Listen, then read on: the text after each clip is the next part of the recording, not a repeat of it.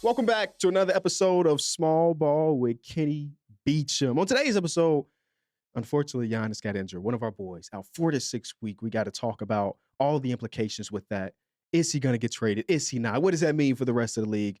And later in the episode, I want to give y'all my updated contender tier list right before the trade deadline. I would assume that a few of the teams that we talk about later in the show are going to make moves to maybe get better. So I just wanted to get a snapshot of what we thought, or at least what I thought before the NBA trade deadline. And hopefully these next 50 minutes of me talking hoops can be some type of outlet for everybody, because there's a lot of things going on in the world. So hopefully me just talking hoops can get you away for that for a little bit, and we can just kind of enjoy what we have. Let's start off with our boy Giannis. It's a weird time in the Giannis timeline. You know, there's been so many rumors. There's been so many comments from Giannis himself, you know, kind of being 1 foot in, 1 foot out. And in their game a few nights ago, just randomly Giannis is running down the court. He tweaks his calf a little bit. He looks back, which is always a little bit scary from my perspective when I see a player get injured and then he look back, because I'm always thinking Achilles after seeing 1,000 Achilles injuries over the last 10 years of the NBA. Luckily, it wasn't that, but we did find out that he is dealing with something in his calf that he announced that it's going to be 4 to 6. And when it happened, I was just trying to think to myself, when was the last time we seen a player officially announce their timeline? Like usually it comes out afterwards, right? Shams Charania gets the spin on it, and he's like, "Oh yeah, Giannis is gonna be out breaking news." But Giannis, like an hour, not even an hour, 30 minutes after the injury, he's like, "Yeah, they took a look at it. It's gonna be 4 to 6," which is unfortunate for everybody involved. It's unfortunate for Giannis. It's unfortunate for the Bucks. It's unfortunate for anybody that was interested in potentially trading for Giannis if he was available. But here's the thing. This hurts me to say. For the first time in Giannis's Bucks tenure, for the first time, let me say it again. For the first time in Giannis's Bucks tenure, I believe it makes sense from both sides to cut ties. Yeah, it's a weird place to be, man, because normally the entirety of Giannis's career, I've been a Giannis Milwaukee guy. I try to steer closer to smaller market because I truly do hate when a smaller market does most things right when it comes to drafting, acquiring, and facilitating a star player to become a star, or in this case, a legendary player to become the franchise GOAT. I hate when that happens. And then those teams get dismissed in a way, right? You're not going to watch the Bucks. The casual fan is not going to watch the Bucks. But man, well, imagine if Giannis ended up on this team, if he ended up on that team. I can understand, and I haven't been in this position myself because it's been a long time since the Bulls have had a star player, one of the best players in the league.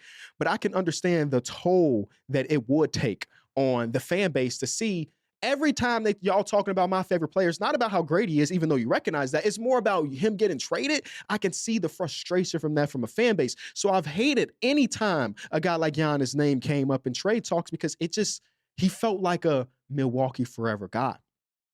Because the Milwaukee Bucks, we'll talk about this a little bit later, for the most part have put Giannis in the best position, right? They do have a championship. All things considered, no matter if Giannis stays on the team, no matter if he gets traded over the next 12 months, one thing you can say is that the Milwaukee Bucks and Giannis got the first championship in 50 years with him.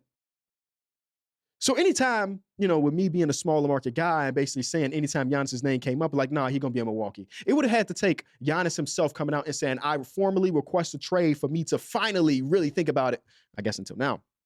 I just hate to see mock-ups of like smaller market guys. And every time you see a trade, it's like to a bigger market. And it's like, take my trash, I get Giannis. Giannis in a Lakers jersey. So-and-so in a Lakers jersey. So-and-so in the Heat jersey. And it has nothing to do with those teams and those markets themselves. It's more about the lack of value that's kind of attributed to when we talk about those guys getting traded to those markets. So in most instances, in some instances at least, I have no problem when a player specifically requests out of a place and end up in a big market. Even though I hated it in real time when LeBron James went to Miami, I couldn't fault him for leaving Cleveland, right? Maybe you can fault him for teaming up with Wade and Bosh, even though that was 15 years ago. Get over it, people. In real time, I hated it because I was also 13 years old, but I understand it, right? The Cavs never really put in a position to really get over the hump going against some really good teams. Even the times they get to the finals, you look at that starting five. Just go back and rewatch the first finals that LeBron James was in. Look at those starting fives against each other. You tell me if LeBron even should have been there. So I couldn't fault a young LeBron James for switching teams. I couldn't blame Anthony Davis when he wore the "That's All Folks" shirt with New Orleans after they made the playoffs twice in his 7-year tenure with New Orleans. I couldn't blame them for switching teams and eventually going to a bigger market. But over the last couple seasons, whenever Giannis's name came up in trade talks, I just said no. It would have had to take him coming out and saying, I want to leave Milwaukee for me to start drawing up trades. But things are now different, right? Giannis has made his own conversations about wanting to be in Milwaukee, but he does have the luxury of changing his mind eventually. I mean, he's called out his teammates multiple times this season, and I can't blame him. The team's trash. You know what I'm saying? It's not a very good team.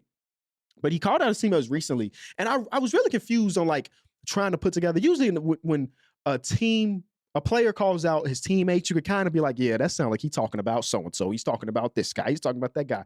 Some of the stuff you mentioned about them playing selfishly and playing for themselves, I've watched a lot of Milwaukee Bucks games this season, and I just don't get that vibe for a lot of different players. It's not like, I don't know. I mean, Kevin Porter Jr. kind of always has been that type of dude. He's a talented guy, of course, but like he definitely looks like a more my stats me thing. But he also has come out with some comments about the team more than him. So I just can't imagine who he could have been talking about. Either way, Giannis gave us a lot of quotes, a lot of things to think about. And I've said this before. I don't remember if it was on this podcast or the other podcast or on the YouTube channel. God damn it, I make a lot of basketball-related content.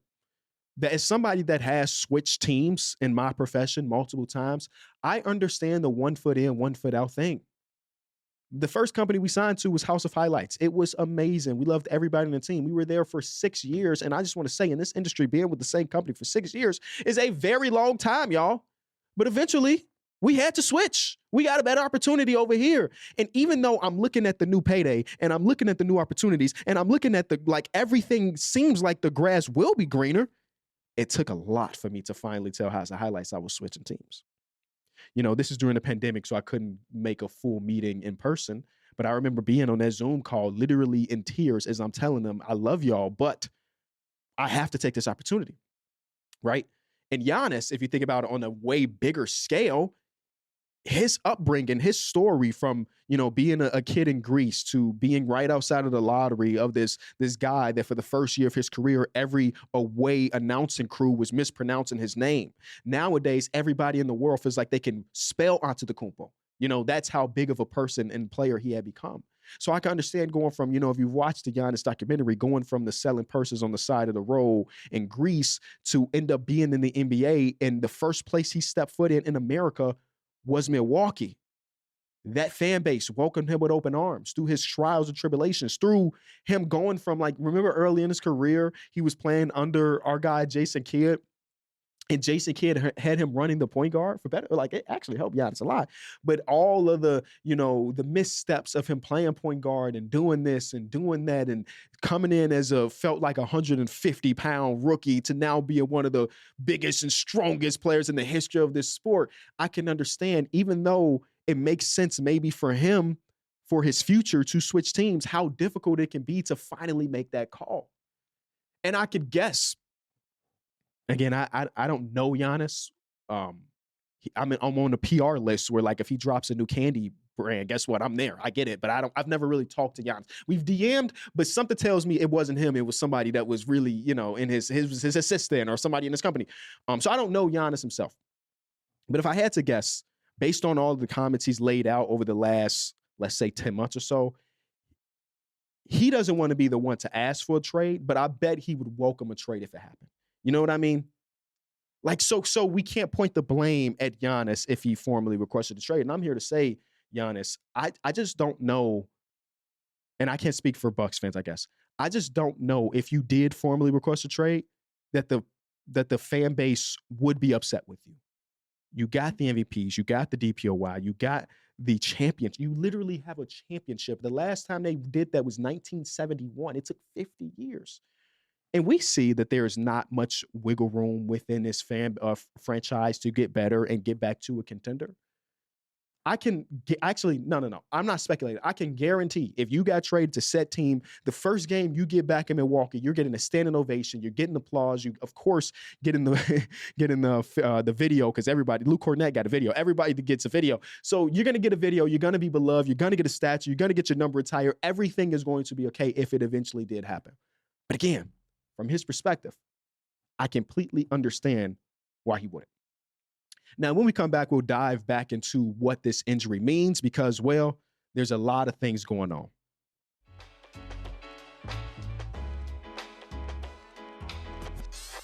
So in the 30 games that Giannis has played this season, the Milwaukee Bucks are 15-15. There was a time where they were a couple games over, but now it's a smooth 15-15, which means that they are 3-11 without him. It's not good.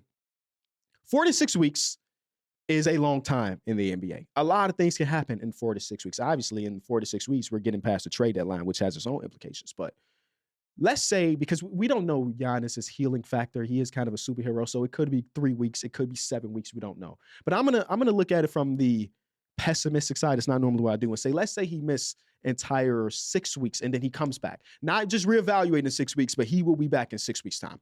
That puts us around March 7th, which is a 15-game sample size, which is basically what they have sample size-wise with playing without him this season. Just looking on based on the way they played this year, obviously there's so many different factors, right? We don't really know. The schedule is actually kind of easy, if you will, over the next month or so for the Milwaukee Bucks, but you can never really tell. Hell, Jokic went down with his injury, and I was like, nah, that team's about to lose 8 in a row. They about to be awful. They're going to be a play-in team when he comes back. The team has sustained himself. Obviously, they don't have the talent of Jamal Murray and even Peyton Watson or those dudes, but you never really know in the NBA. Is basically what I'm saying. There's a game earlier this season where Giannis missed a game, and it was against a healthy Warriors team, and they spanked that ass. So you don't know at the end of the day. But I'm just speculating based on the sample size that we have, of the first 40 games of the season. Based on how they performed so far this season, let's assume that they win in that 15 games 5 or 6 games. Again, just going on what they've done so far. That would put them at about 24-36, leaving about 20 games left for the season. And based on the way they've played with Giannis, which is a 50% win team, that would make them around a 34-win team this season. Again, only based on the sample size that we have. And that's just not good enough. Even in a Eastern Conference that is not very good, that puts you, let's see. Let me just quickly try to do some right now. That puts you on the outside looking in. Because right now in the Eastern Conference, to make the play-in, you basically have to be a 500 team or near 500 team, and 34 wins is not really that. I keep seeing these conversations, by the way, this is a little tangent. I keep seeing these conversations over the last however many months about Giannis and the Bucks and how the Bucks failed Giannis. And I can't even say this is all of the fan base that's been talking about this. And maybe my algorithm is just weird, that I'm in the wrong pocket of NBA fandom because I couldn't disagree more. Like, it was far from perfect. Do not get me wrong. They traded Dante DiVincenzo, a 24-year-old Dante DiVincenzo, for Serge Ibaka, who was basically on the last year of his career. It has been misses. They basically have missed on every single draft pick since they drafted Giannis. It is far, far from perfect, Also, them missing on every draft pick since they drafted Giannis is the biggest reason we're in this position that we're in now, because they've had shots at it. They've been late first rounders, don't get me wrong, but Thon Maker at 10 is really tough because I forget who's right after. Somebody who's right after Thon Maker that is a true impact player in the NBA. Oh, Sabonis. Sabonis is one pick after Thon Maker. That's a real impact player in the NBA. From the DJ Wilsons of the world, the Rashad Vaughns of the world, it's hard to hit a late first round pick. But some teams that are in the position that the Bucks and Giannis are in, when they do hit on that, when you do hit on a Christian Brown, when you do hit on a Peyton Watson, it just makes the window just bigger. Now, I said it's far from perfect because some of the moves that they made were just brilliant. It did cost 2 first-round picks to get Jrue Holiday, but Jrue Holiday immediately came to the franchise and they won a championship. Do I have to remind you on the steal and the lob to Giannis in the 2021 finals, man? That was huge. That's Jrue Holiday, baby. That's Jrue, all defensive team. Chris Middleton was a throw-in to a trade. He ended up being one of the best players in franchise history, even though they threw him to the wayside as soon as his body started to give up on him. Brook Lopez was brought into Milwaukee on a prove-it deal after leaving L.A. He turned to an all-defensive dude. Even Bobby Portis came in on a prove-it deal, $3 million, and eventually ended up being one of the legends in the franchise. So it has been far from perfect. They've made their missteps, and a lot of them ended up being in the last whatever amount of time. But getting that championship is important. The one thing I could tip my cap to when it comes to Horst and anybody that's in charge over there in Milwaukee, they've tried. Even the times that it hasn't worked out. The Damian Lillard thing was a shot, and a lot of us, me included, believed that this was a really good trade. This was going to be a great match for the Milwaukee Bucks. Dame is one of the best pick-and-roll players. Giannis is a force. Boom, it should be perfect. He's a 40-foot three-point shooter. That's what Damian Lillard is. It didn't work out. But you can't be mad at the shot. And they continue to try to take chances. Hell, they traded one of their franchise coach, Chris Middleton, and tried to get marginally better by bringing in Kyle Kuzma. And Kuzma's not a good basketball player, but so I don't think they failed. I just think that they've struggled as of recent. And I've said it before, when you have one of the best players in the world, I think it is your duty as a franchise to do everything in your power to maximize the window with that player. I think that's what the Denver Nuggets have been doing recently with Nikola Jokic after them trading a 2031 first-round pick to acquire Cam Johnson. And that's exactly what the Milwaukee Bucks did. But one of the reasons why the window for the Denver Nuggets has been wider is because of them hitting on the few first-round picks that they can retain and those late guys. And the Bucks just haven't been able to do that. They have been able to draft. I mean, it's been rough in Bucks fandom over the last couple months. We can agree on that, right?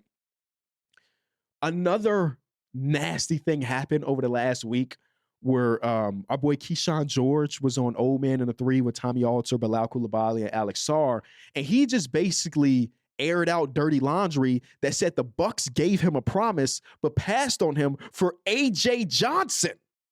Can you imagine if the Bucks had Keyshawn George right now? We're not going to act like Keyshawn George is an all-timer, right? He looks really good, a 15-point-per-game score already in his career, and I think his ceiling is higher than that as a two-way guy.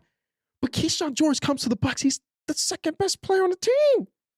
And they passed on that to go with AJ Johnson, who was basically like 16 years old when he got drafted. And when he got drafted, we did the live draft show, and I wasn't a draft expert at this time. But I even recognized, like, that dude was projected to go in the second, gang. And you drafted him right now, and Keyshawn George is on the board, and boom. He goes to Washington, and he, again, is a building block for the Washington Wizards. So it just feels like it keeps piling up on a team. Before we get into why it makes sense for both sides to make a trade, can I give you the last ditch effort I would give if I'm the Bucks to Giannis, if I want to keep Giannis around? Right now, the Milwaukee Bucks own the rights to the worst swap between the Pelicans and them. That Pelicans pick obviously got traded for Derrick Queen on draft night, but it basically means that since the Pelicans are trash, and God knows they are one of the worst teams in the league, that they get to retain their own pick, basically, because they're too good to end up being a better odds than the Pelicans. So there's a world, a pretty decent world, depending on the way these next 6 weeks go without Giannis, that the Bucks have a top 10 pick. Right now, their odds are at 8, and I think it could get up to 6 low-key if they are trash enough. So they could have the 8th pick in the draft this season. And that doesn't even account for a world where they jump up into the draft. And then obviously it's a worse swap, so they would still have to be beneath the Pelicans pick. But regardless, there could be a world where the Bucks have the 4th pick in this year's draft. We won't go that far because it's like a 1-point-something% chance because you need you to jump up. You need the Pelicans to fall a little bit. But there's a world where you have a top 10 pick. Almost a guarantee as long as the Bucks don't turn it up and look great without Giannis. So you sit down with Giannis and his team and say, hey, Giannis, because I don't think he's getting traded this trade deadline. Spoiler, it could happen, obviously, but I wouldn't bet on it. I think if it will happen in the offseason. But before that happens, you sit down with Giannis and the team and say, yo, Giannis, right now we have the 8th pick in the draft. I promise you, I guarantee you that we will use this pick in order to get you some talent. I can't tell you right now who that potential guy will be, but between them having a top 10 pick this season and 2 tradable first-round picks, not including the swaps, we can sit down with Giannis and say, a top 10 pick in this year's draft is a pretty valuable asset. So-and-so team just flamed out in the postseason, and from my understanding, they're trying to blow it up.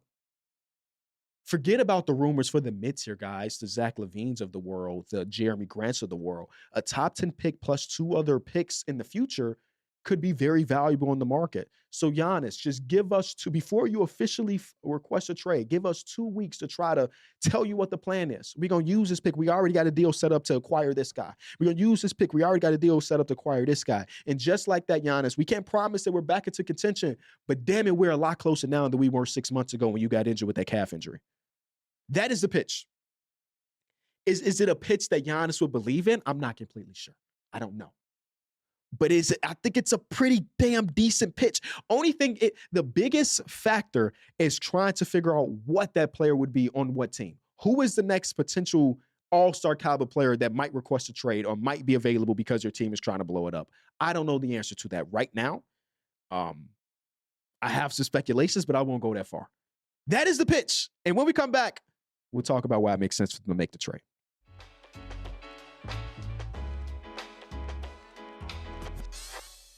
Before we go any further, we want to say thank you to our sponsor over at DraftKings. You may know all about DraftKings Pick 6 by now. You pick more or less or different player stats for the upcoming games. Pick 2 or more different players until your pick set. Look at some stats, decide more or less, sit back, relax, and see if you made the right decision. As always, I want to remind you to play responsibly.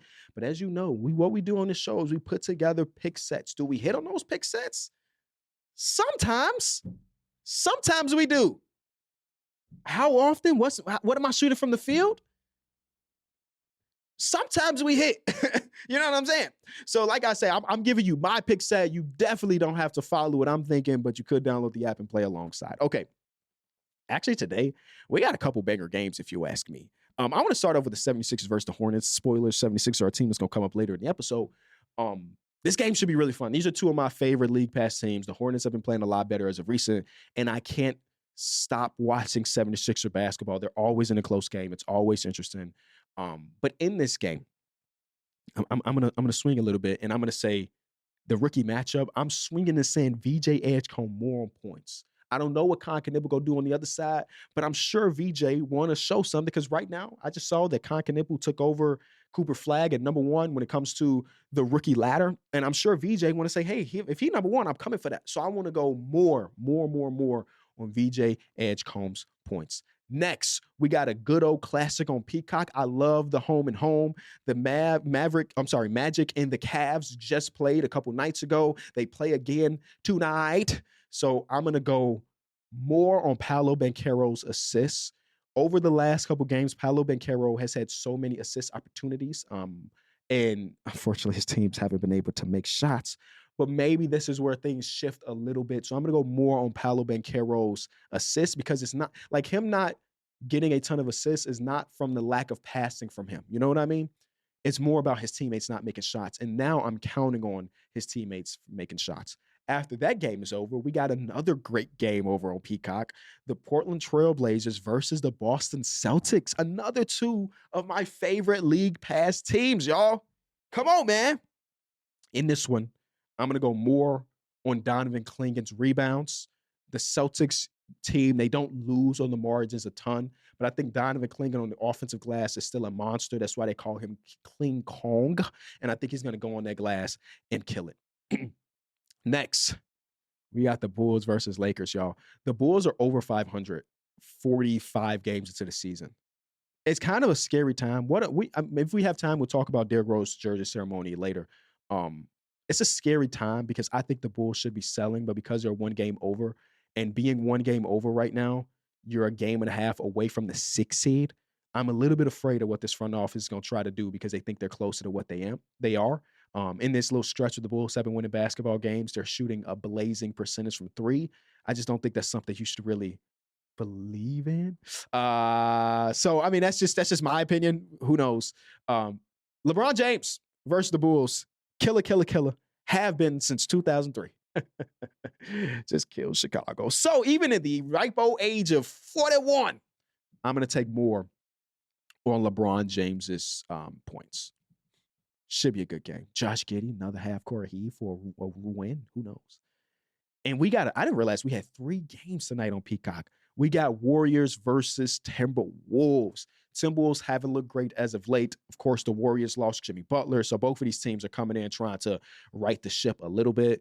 I'm going to go more on Julius Randle's points. It's an interesting matchup between him and Draymond Green, but I really enjoyed Julius Randle's season so far, so more on Julius Randle points. So Julius Randle points, LeBron James's points, Donovan Clingan's rebounds, and then, I didn't realize I had 5. VJ Edgecombe's points, and then Paolo Banchero's assists. That's what we got cooked up tonight. So be sure to tune into those Peacock games, man. They look like they're a hit. I cannot wait. All right, when we come back, we'll get back into the Giannis conversations. For those of you who haven't checked out DraftKings Pick 6 yet, there's an exclusive offer waiting for you. Right now, new DraftKings customers can play $5 to get $60 in Pick 6 bonus picks. All you have to do is download the Pick 6 app and use promo code ENJOY when you sign up. Pick 6 is available in most states, including Texas, California, and Georgia. So don't be afraid to get in on the action. Ride the upside with Pick 6.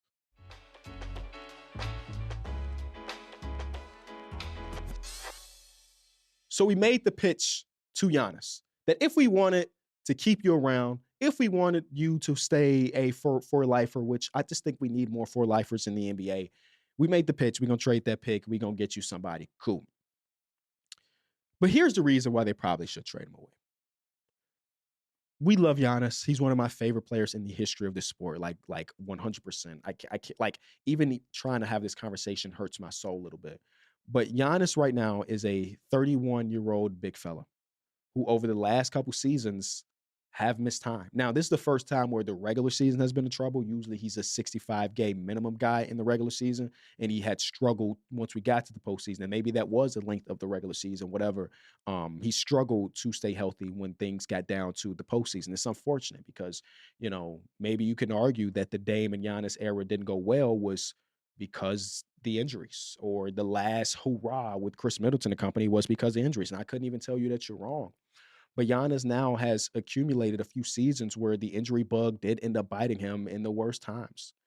And I don't think his trade value is going any higher, but I do believe that the opposing teams that are eventually going to call to trade for him, because he is, of course, still a ridiculously valuable player in this league, that they will think about the fact that he has missed those postseasons, that he has now had a few injuries this season alone at the age of 31. I don't know where I land on like the conversation about how Giannis will age in the NBA. I don't know where I land because he's so good of a player that I don't even want to think about the idea of him not playing as well as he has over the last 7, 8, 9, 10 years. But I think it is something that the opposing teams will have to have the conversation of. I think they're going to have to do the risk reward of it all. Maybe you believe that even if you're on the side that Giannis will not age as gracefully as some of the other people across NBA history, that you can argue with yourself, if we get 2 years of Giannis being an MVP caliber player, which is what he still is, then that may be worth the next 4 years or the next 3 years of him maybe not being that. And it feels weird to say this after him being first-time NBA last season, the year before that, the year before that, the year before that, the year before that, the year before that, and second team the year before that. So it's not as though it has really prevented him from being the top 2 to 3 player in the world. But again, these lower extremity injuries can be scary at times. So I also, even though I gave you the pitch of how you could try to maybe convince Giannis, I still, depending on who the player is, I would assume that that's still not enough to get over the hump to win a championship. So maybe it does make a little bit more sense to try to go out there and acquire some assets for Giannis. It's sad to say, it hurts to say, because again, Giannis feels like a Milwaukee forever guy. Y'all let me know. Hit me up on Twitter. Hit me up in the comment section, whatever you may need, the Spotify comments. Let me know what you think about the whole Giannis thing. I think that majority of fans, outside fans of Milwaukee, would say, yeah, it makes sense to make that trade. But again, like I mentioned earlier, I understand from the fan base perspective that maybe you just don't give a damn about them not being a contender over the next couple seasons because Giannis is your guy. And I can't even say you're wrong because I've been there on a lesser scale with Derrick Rose. Y'all want to get into the updated contender tier list, y'all. These are the teams in the specific order that I believe are the contenders across basketball. You know, I made it a round number. And you know what? This is funny because I made fun of Stephen A. Smith the first time I talked to him about the round number thing. Because before I had met him, he had did a piece on his show, First Take, where he was like, these are the 5 players with the most pressure. And number 4 and number 5, in my personal opinion, I remember who it was at the time, in my personal opinion, shouldn't have been on the list at all. And I don't know if he watched my video or his team watched my video and told him about it. He said, all right, Kenny, you give me your top 5 there. You give me your top 5 since you think it's so easy. And I told him, I don't live in a world of round numbers. It's not important for me to get to 5 or to 10 because I'm a YouTuber. If I made a video right now to say, these are the 7 best contenders across basketball, nobody's going to be like, 7. Why he ain't get to 10? But on TV, it makes sense to go a little bit around. And now I guess I'm being a hypocrite because I got to 10, even though I don't believe there's 10 teams that can win a championship this season. But I do have 10 teams on my list. Here we go. Number 10 team, maybe it's because I want to talk about this team, I ain't gonna lie. Number 10 team on my list is the aforementioned Philadelphia 76ers. Now, right now, the 76ers are 24-20. That don't sound like a contention team. They don't have any advanced stats that make you believe that there's a world where they could win 4 playoff series. But I can't quit the team. I can't quit the team, man. The way Joel Embiid has played month to month, the way Joel Embiid has looked over the last, just say, week and a half, 2 weeks alone. He had a game the other night, and this was their overtime win, a game that shouldn't have went to overtime, by the way, because it should have ended in regulation because Tyrese Maxey got goaltended. In that game, he played 46 minutes, y'all. Talk to me. I didn't think he had a 46-minute game in his bag. That's the second time this season where he's played 40-plus minutes. The other time was also an overtime game in Denver that they lost by 1 point. But he played 40-plus minutes in it, and he looked as dominant as a normal Joel Embiid would be. So I can't quit this team, mostly because I still believe there's a world where Joel Embiid can go into a playoff series and say, I'm the best mother here, and nobody can mess with me. He had a internet beef with Alperen Sengun. It had nothing to do with Alperen Sengun himself. It's because Furkan Korkmaz was, I can't even say talking trash. I think Furkan Korkmaz, so let me set the stage for you. Furkan Korkmaz was asked about the best center he's played with. And he said, after playing with the Turkish national team, that Alperen Sengun was the best player that I ever played with, right? The best center, I think he said specifically, the best center I ever played with. Furkan Korkmaz, if you don't know, let me make sure I get my numbers right. Furkan Korkmaz played 7 years in the NBA, all of them with the 76ers, right? All of them with Joel Embiid on the team. So Joel Embiid being his former teammates probably like, This a guy you said is the best center you ever played when you played with me? I won MVP with you on my team, buddy. So I'm going to look at Alperen Sengun as food. And he did. Oh, man, I love when Joel Embiid could get out there and troll a little bit. And he did that, got to Instagram. He shouted out Furkan Korkmaz on IG. So those are the type of moments that get me up there. And we ain't even mentioned Tyrese Maxey, who legitimately is the best player on the team right now. How he now has a sample size that we can say through the first however many games of his playoff career, he could literally just be unguardable. I vividly remember the game in Madison Square Garden when the game was over and Tyrese Maxey hit the 4-point play on, I think it was Mitchell Robinson, and then they ended up going to OT in that game. I don't remember if they won that game, but that, like, Tyrese Maxey is just a killer. And if Joel Embiid can just give you 80% of what we normally can see from him. Obviously, in the postseason, the games are more spread out a little bit more, so now you got a little extra rest. Paul George is playing ridiculous level defense. It's unfortunate that he's making so much money because I think it kind of gets lost in the conversation about what Paul George has been this season. He's done everything you could have imagined for the team outside of being a top whatever scorer like he was a few years ago. VJ is incredible. And I'm always scared of rookie players when they get to the postseason because you never know how it's going to go. The game of speed is a little bit different. Rookie wall, yada, yada, yada. They have enough depth and talent where, like, even if VJ's not the supernova version of himself that he's been so far this season, I still think there's a chance where this team can be kind of sneaky. I think it would help if Quentin Grimes woke the hell up. Started off the season pretty good. The last week or two, I ain't been looking too great. It would be great if Jerry McCain was still looking great because, if this team had last year's version of Jerry McCain, come on. So there's a lot of time to stay on the number 10 team, but I'm impressed even if they're 5-5 in their last 10, even if the advanced stats don't love them. It's something about this team that I cannot quit. Number 9 on my list, don't look now. The Cleveland Cavaliers have won 10 of their last 14 games. The defense is looking as normal as good as it did last season, and they're slowly putting it together. They are slowly, and I mean slowly putting it together. As of right now, they're the 5 seed, but 2 games behind the 2 seed. I don't think it's out of the realm of possibility that this team could get to where we thought they could be to start the season. Well, I think some people may have saw them as a 1 seed, but in the 2 seed conversation. And this is with, they just had a 3 games in 4 nights type of thing. And it's so easy to lose that last game in 3 games in 4 nights. No. Donovan Mitchell started off really slow in that first half. Second half, he was supernova. Lonzo Ball got a DMP the night before and said, no, I'm here to provide some value, some energy. Same thing with Thomas Bryant. And this is them without Darius Garland. This is them still without Max Strus. So, like, I can see it. I'm back. I'm back on the bandwagon just a little bit when it comes to the Cavs. The only problem is some of the losses they do end up getting, they're to, like, teams that's like, how did y'all lost to the Jazz? I know Larry Markkinen played that game, and when the Jazz have Larry Markkinen, they're just a different team. But you lost to the Jazz? Their upcoming schedule is a little bit tougher, though, so we'll see what ends up going. Like I mentioned, they got Orlando, they got LA, they got Phoenix. As of right now, I don't know what the Devin Booker timeline is or the Jalen Green timeline, but who knows what that game's going to look like. They got Portland, they got LA. So, like, they got a little tough stretch here, and they're going to tell us a lot about who they are as a team, but they're slowly getting back to it. Evan Mobley had a game where he took 20-plus shots. I need that almost on a nightly, Evan, even if it's not the most efficient basketball. We need to see it. When we come back, we'll go through 8 through 1.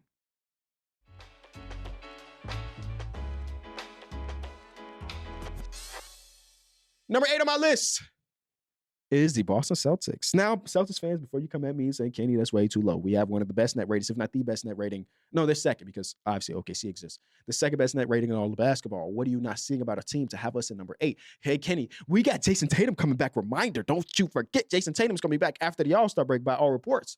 And I understand it. I completely understand it. I still believe, and this is just a snapshot of what I feel right now. Ask me again in a month, maybe in number 3, maybe in number 10, maybe off the list. I don't know. But as I watch this team, I still think there's something missing. Maybe what's missing is Jason Tatum. But I keep trying to like pump the brakes. I feel like most people feel this way too. But like for that small percentage of people say like we getting Jason Tatum back, we're back. Like I want to pump the brakes just a little bit. I just don't believe that Tatum is going to come back and look like an All NBA first team player, which is what he was for the last however many seasons. But I got y'all at number 8. We did the whole thing about the Celtics maybe like a few episodes ago, and I was telling you how I was trying to explain Mazzulla ball to one of my homies, right? The social team clipped that up. They put it up on social, and the comment section helped me a ton. So I want to say thank y'all to the comment section because y'all basically explained Mazzulla ball to a T, and I did hit my boy up. I actually called him. I FaceTimed him about it afterwards because I don't know if he was still asking or cared about what Mazzulla ball was, but I did to explain to him Mazzulla ball is, of course, getting up a lot of three-pointers, but more than anything, it's about winning on those margins, winning the rebound battle, don't turn the ball over, yada, yada, yada. And obviously that is a recipe for success, as you can see, even though Kevin Herter's game they asked 2 nights ago. Shout out to Kevin Herter. Number 7 on my list, Houston Rockets. Ooh. Rockets. What can I say? Another team that, like, they give you sometimes weeks at a time where you're like, oh snap. To be top 5 and offense and defense, Kenny, what are we missing for you not to see us as one of the top even 5 contenders across basketball? I don't know. It's obviously a very, very good team. You know what it is? This is what it is, actually. I do know. I figured it out in the last 3 seconds. The offensive identity scares the hell out of me in the postseason. We talked about this before. Obviously, he's got better now that Kevin is on the team. But 90% of their identity is getting, like, rebounding their own misses and getting second chance opportunities. And it scares me to think about a 7-game series where that is as important as anything in your offense. Could it work? It almost did against the Warriors last season, right? Like, there's a world where this could work, but could it work for 4 straight series? I don't know. So though I still have some stock in them being contenders, I'm not saying they're on the outside looking in. I just have them a little bit lower on the list, maybe than consensus. That's all. Oh, well, I will say I've been loving Kevin Durant. Oh, my goodness. We talked a lot about how the Phoenix Suns were unwatchable last season. This is the polar opposite of that. God damn, Kevin Durant is so good at basketball. You kind of forget because that team was so trash last season. I'm loving everything about Kevin's season, from the defense to the not missing any shots ever to just being a fun follow on Twitter and everything. So, Kevin, you already know this. Love you. One of my goats. Number 6 on the list is the Minnesota Timberwolves. It may feel weird to put this here because they are on a 4-game losing streak and they lost to some bad teams, including the Chicago Bulls. They struggle to close games, as they have basically over the last 3 seasons. All of their recent losses are by less than 5 points, which is nuts to say aloud. A 4-game losing streak where every game was by 2 possessions is crazy. That's the reality of the Minnesota Timberwolves. But I do like a lot of things about this team. I do believe that this is a team that will try to be pretty active on the deadline. Again, maybe it's a snapshot before, but afterwards, after the trade deadline, maybe they get higher, maybe they get lower. But Anthony Edwards, Rudy Gobert on the back end, Julius Randle just having a sneakily amazing season, Jaden McDade. The list goes on and on about guys that I really like and trust. But when it stops, it really stops. You know what I mean? You know, you have some of those players like, I do kind of trust them. They don't got a lot of those guys. They got guys either I really trust completely or I just don't trust at all. And that's kind of a scary place to be. And some of those players that I don't trust at all might have to get playoff minutes. So boom. But they're number 6. Number 5 is the Spurs. Kenny, we're the 2 seed. What else do we have to do? I think you got to earn some stripes. I think that's what it boils down to. I do believe there's a chance. I mean, I got you on this list for a reason. You're number 5. I do think there's a chance.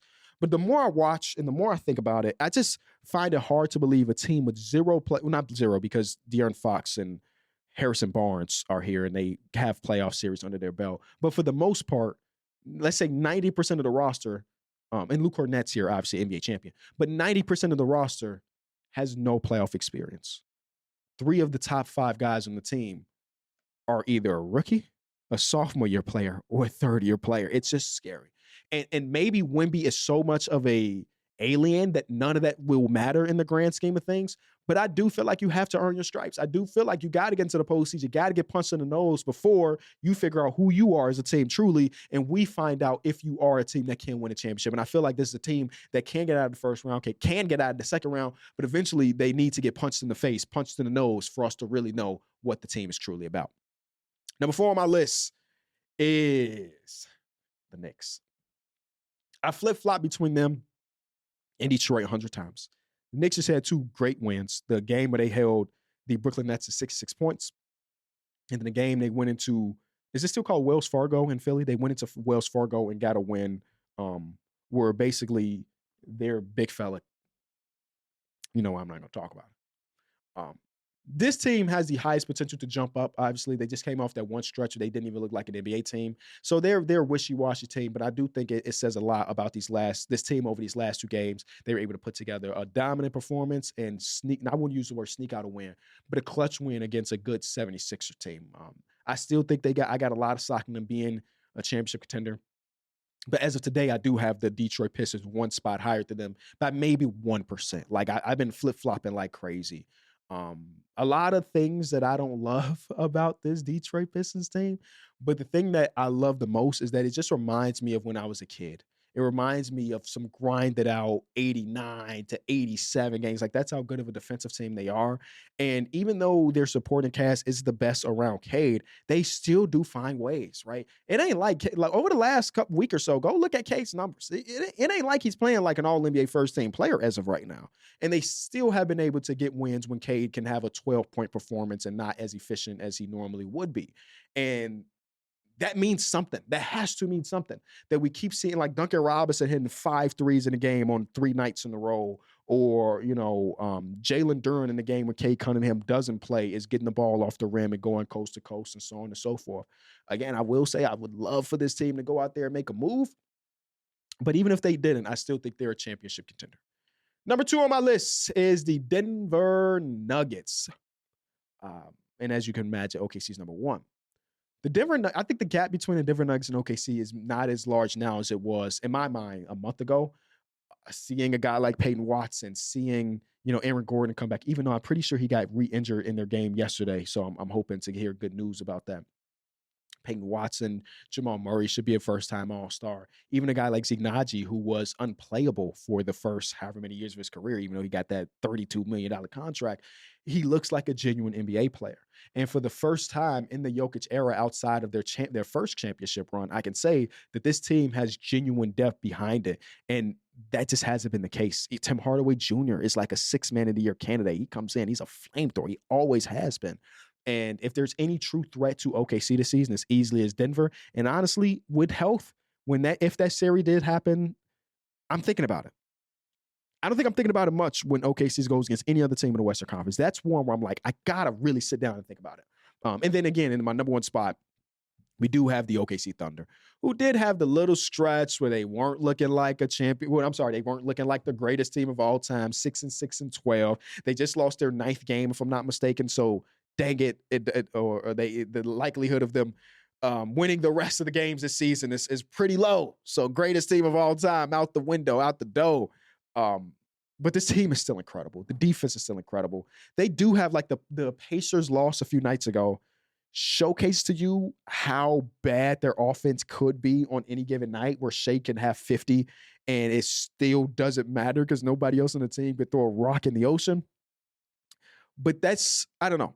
I don't know if that's enough for me to be ultra buyers like some people may be asking for them, since the gap between them and the rest of the league is not that crazy. Still love watching this team play. Still think Shea is the MVP of the league, and one of the greatest players ever.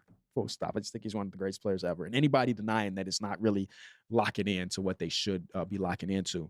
But they had a really good stretch where they went against on 2 back-to-back games. They beat the San Antonio Spurs after the Spurs kicked their ass three times in a row, and then went into Houston and won in Houston. And like, those are pretty dominant wins, and that kind of showcased that, like, hey, we still got a lot that we can do. The game that Shea missed, they only lost by 2. So like, still my favorite to win the championship. When we come back, talk Derrick Rose jersey ceremony.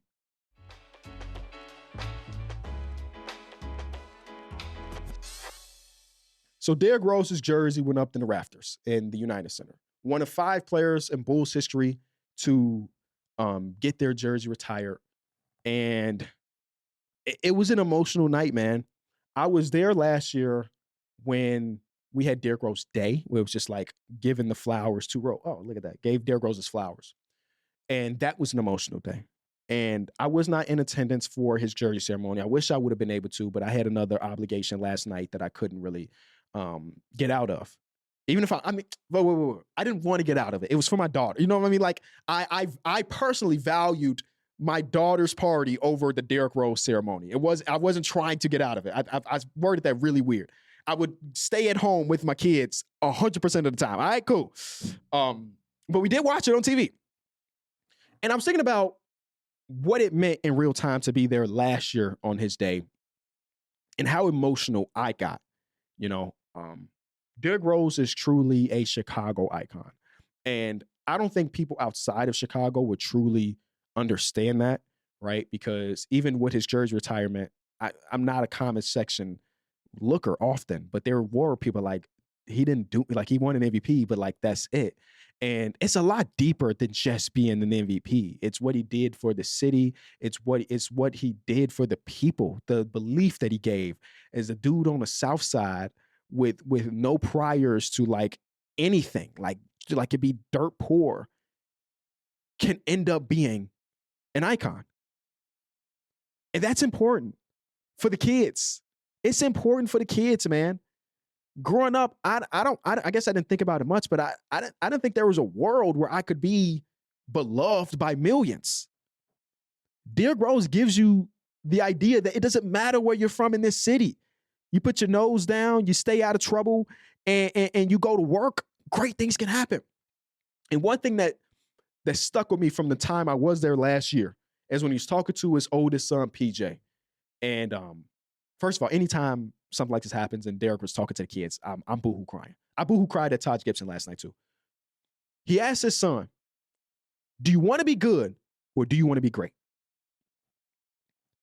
And he was putting it on a simple scale, not like, do you want to be in the NBA? Do you want to be an NBA GOAT? Even though I think he has NBA aspirations. It was the small things. And I truly think that in parenting, that is so important. He broke it down to like taking the garbage out. Do you want to be good or do you want to be great? And how these minuscule tasks can help you be great outside of good. Doing it when you're asked to do it. Or how you do the small, the way you clean the bathroom. Do you want to be good? Do you want to be great? Because you can be good and the bathroom looks clean, or you could be great and the bathroom is clean. And it's just, I think one of the reasons I get emotional is obviously my formative years is me watching Derrick Rose, Taj Gibson, Joakim Noah, Luol Deng, Booz Cruz, all of these dudes, Kirk Heinrich, Tom Thibodeau, Jimmy Butler, Ben Gordon. The list goes on and on, watching these dudes and falling in love with the game of basketball because of these dudes. So it's that. But it's also, again, being from a kid from Chicago, I saw Derrick Rose as a high school person. I saw him in Memphis. I saw him the first couple years of his career. And I mean this as a compliment. Hopefully, if this ever got to Derrick, he doesn't take it the wrong way. For the majority of Derrick Rose's career, he didn't talk. He didn't want to talk because he wasn't very good at it. Right? Derrick Rose just gave us a 30-minute speech in front of 25,000 fans in the arena and however many fans were watching at home. Didn't stutter. Not saying that stuttering is a bad thing, but like I'm comparing it to who he was as a person just 15 years, just 10 years ago. And it shows the level of growth you can have if you really care about something. He wanted to get better at speaking. And now I think he could give a full fucking convention and people would listen. It's not easy to grow up in Chicago, and he acknowledges multiple times in his speech, but it can be done.